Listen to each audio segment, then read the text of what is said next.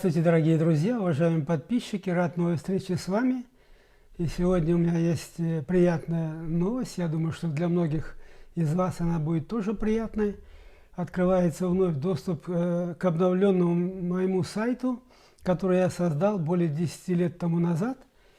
Ну, время не стоит на месте, то, что казалось прекрасным в 2010 году, заменяется более прогрессивным в 2021 году. На этом сайте я показал свою производственную, политическую, общественную деятельность, разместил фото и видеоматериалы, информацию, которая наглядно показывает мое отношение к возложенным на меня обязательствам, отношение к людям, ну и отношение к вышестоящим организациям, которые отбирали у города Алматы заработанные деньги и отправляли в республиканский бюджет для строительства столицы Астаны. Короче говоря, я хотел показать свое человеческое лицо, и надеюсь, что вы мне напишите в своих, так сказать, замечаниях, рекомендациях адрес электронной почты или в личку на Фейсбуке и Инстаграм. Он будет размещено в конце моего ролика.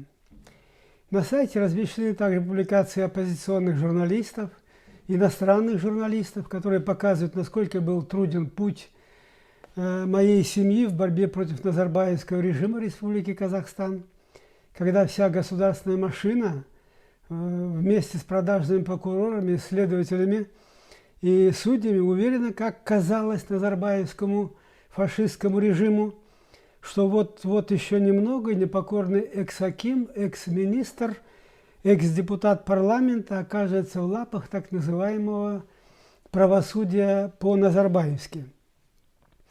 Исполнители воли Назарбаева применяли противоправные методы, что присуще, конечно, этому режиму. И мы сегодня видим, в интернете появились видеоролики пыток и так далее. И вот я хочу подтвердить на своем примере, что противоправные действия даже здесь, в Швейцарии, адская государственная машина режима Назарбаева проводила тотальную слежку за мной и членами моей семьи. Я думаю, что это стоит немалых денег, чтобы можно было отслеживать каждые наши шаги и действия. Проводились шпионские действия на территории независимых государств в пользу Казахстана. Мы обратились в правоохранительные органы, было возбуждено уголовное дело, и сейчас еще оно не закрыто, продолжается по отношению к Казахстану. Достаточно сказать, что руководили и принимали участие в этих действиях противоправных довольно-таки высокие личности. Достаточно сказать, что бывший руководитель израильской разведки Моссад руководил всей этой работой. Принимали участие агенты британской разведки Ми-6. Даже осуществлялся подкуп депутатов парламента федерального с целью воздействовать на федеральное правительство как можно скорейшей экстрадиции Виктора Храпунова в Казахстан. Достаточно назвать такие фамилии, как Криста Маквалдер, это вице-спикер парламента, который тоже попалась на этот крючок политики Нурсултана Назарбаева, Томас Боррер, бывший посол, в тот момент, когда он обращался, был депутатом парламента, Кристиан Миш, которого в конечном итоге его коллеги, депутаты парламента, лишили депутатской неприкосновенности, против него были возбуждены соответствующие следственные действия. Работа Комитета национальной безопасности Республики Казахстан по созданию определенного имиджа, созданию лжеоппозиционеров, лжеоппозиционных СМИ, которые работали с общественными организациями, правительственными организациями Швейцарской конфедерации, с целью доказать, что Храпунов является преступником, и его государство законно преследует. Громкие заявления лжеоппозиции о том, что Храпунов никогда не получит политического статуса в Швейцарии. Мы там были, мы все рассказали, мы все показали, мы все доказали.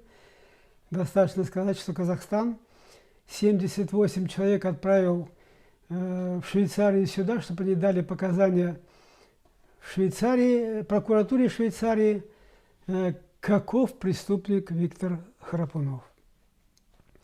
Но, как мы видим, эти заявления оказались только заявлениями, и отрадно сказать, что были раскрыты подлинные лица этой лжеоппозиции, было понятно, кто стоит за этими людьми. Даже применялась сделка с криминальным миром для того, чтобы через подставных криминальных лиц постараться вывести меня в другую страну, более лояльным режимом для Казахстана, но в частности предусматривалась Франция, где президентом в то время был золотой орел Назарбаева Николя Саркози, откуда уже было просто без всяких проблем отправить меня в Казахстан для разбирательства. И что самое поразительное было, продажа углеводородов Швейцарской конфедерации по сниженным ценам. Это, конечно же, в стиле Нурсултана Назарбаева, как бы такая ненавязчивая взятка и принцип действий «ты мне, я тебе».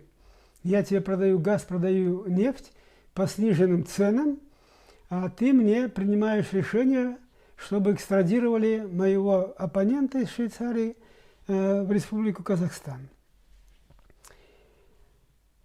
Но приятно то, что власти Швейцарии действуют независимо друг от друга.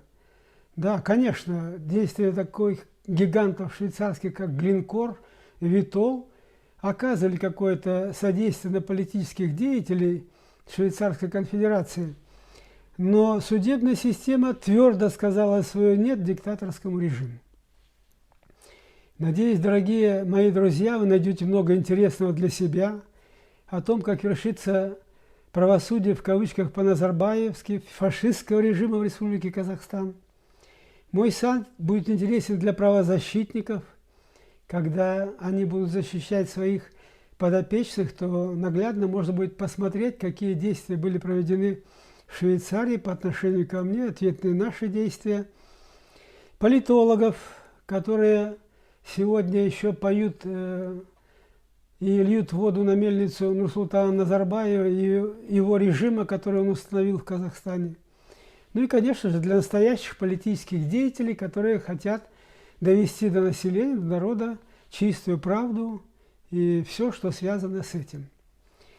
Моя семья была открыта для правдивого и полного разбирательства в Швейцарии, сфабрикованных обвинений в мой адрес, моей супруги и других членов моей семьи, даже ребенка, который в момент совершенных преступлений, как говорит казахское правосудие, сфабрикованных преступлений, было 7 лет. Его поспешили объявить тоже преступником, что вызвало, конечно же, недоверие со стороны правоохранительных органов, особенно прокуратуры Швейцарии. Мы дали согласие прокуратуре Швейцарии, хотя имели полное право не согласиться, никто бы нас не заставил этого сделать, участие работников прокуратуры и финансовой полиции на тех слушаниях, которые проводилось в швейцарской прокуратуре по запросу Казахстана об оказании правовой помощи. Потому что нам нечего было скрывать, и мы открыто говорили швейцарской правоохранительной системе, что инкриминирует нам и как есть на самом деле. Хочу отметить, что работа по наказанию вышедшего из повиновения Виктора Храпунова продолжается и сегодня. Чиновники, сея страх в сознании Назарбаева, выколачивают огромные бюджеты, которые позволяют в дальнейшем им с огромной свитой охранников на чартерных рейсах вылетать за границу и принимать участие в тех действиях по отношению лично ко мне и членам моей семьи. В частности, министр юстиции Марат Бекетаев грешит этим, представитель КНБ Карим Масимов. Я думаю, что это для них та кормушка, на которую они получают, сея страх в глазах Назарбаева, получают огромные прибыли, огромный заработок без каких-то особых усилий. Надеюсь, дорогие мои друзья и уважаемые подписчики, что и вы найдете много интересного на сайте. Вы также можете по ссылкам зайти на мои странички Facebook, Instagram и YouTube канал ссылки указаны под моим видеороликом сегодняшним. Вы можете написать мне на электронную почту, которая также указана в конце этого ролика. Лично отправить в личку на Фейсбуке и на Инстаграм. Я открыт и прошу вас, уважаемые мои друзья и подписчики, не стесняться писать. Если есть вопросы, есть предложения, есть пожелания, я обязательно рассмотрю, и вы получите достоверные ответы, как это делалось и ранее. Не забывайте ставить лайки, подписываться на мой канал, ну и смотреть, естественно, мой обновленный сайт. И до новой встречи в эфире.